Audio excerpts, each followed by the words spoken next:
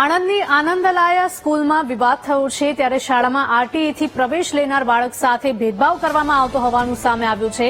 2 વર્ષથી ભણતા બાળકને અભ્યાસમાં નબળું હોવાનું કહીને હેરાન પરેશાન કરવામાં આવ્યા।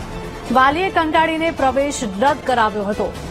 આણંદ કલેક્ટરને વાલીએ આવેદનપત્ર આપ્યું હતું।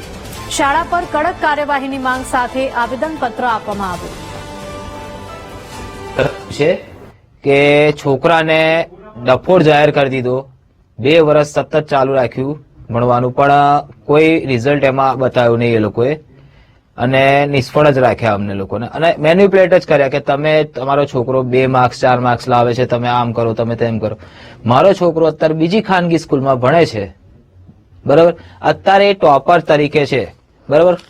આ એનું રિઝલ્ટ છે પહેલી ટર્મનું, તમે જોઈ શકો છો કે 50 માંથી 50 છે, 50 માંથી 46 પણ છે, એવા માર્ક્સ પણ છે। સંવાદદાતા ઘનશ્યામ જોડાયા છે ફોન લાઈન પર। ઘનશ્યામ, આણંદની આનંદાલયા સ્કૂલમાં વિવાદ થયો છે, શું હતો આ સમગ્ર વિવાદ?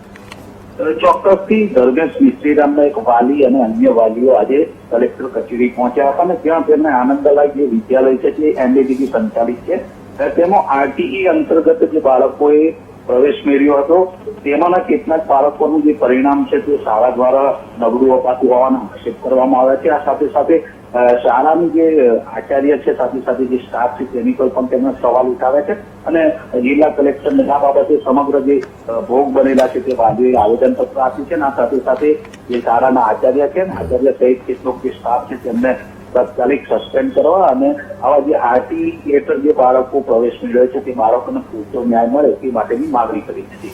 બિલકુલ ઘનશ્યામ, ભૂતકાળમાં પણ આપણે ઘણી વખત જોયું છે કે આરટીઈ હેઠળ ક્યારેક ખોટી રીતે પણ પ્રવેશ આપવામાં આવતો હોય છે, ત્યારે આ પ્રવેશને લઈને શું મુદ્દાઓ સામે આવી રહ્યા છે? શાળા સામે શું કાર્યવાહી કરવામાં આવશે? ચોક્કસથી જે રીતે આરટીઈ અંતર્ગત કેટલાક બાળકોએ પ્રવેશ મેળવ્યો હતો અને તેમના જે પરિણામ નબળા આવ્યા હતા તે બાળકોને હાલ તેમના વાલીઓ દ્વારા ત્યાંથી ઉઠાવીને અન્યત્ર શાળામાં મૂકવામાં આવ્યા હતા અને તેમના પરિણામ જે આનંદાલય વિદ્યાલય છે તેના કરતા ઉત્કૃષ્ટ આવ્યા હતા તેવા તેમની પાસે પુરાવા પણ છે। આ સાથે સાથે તેમણે કલેક્ટર સમક્ષ આ પ્રકારની માંગ પણ કરી છે આવેદનપત્ર આપીને કે આવા લોકો જે આચાર્ય છે અને જે અન્ય શિક્ષકો છે તેમને સસ્પેન્ડ કરવા જોઈએ। જી બિલકુલ ઘનશ્યામ, આભાર।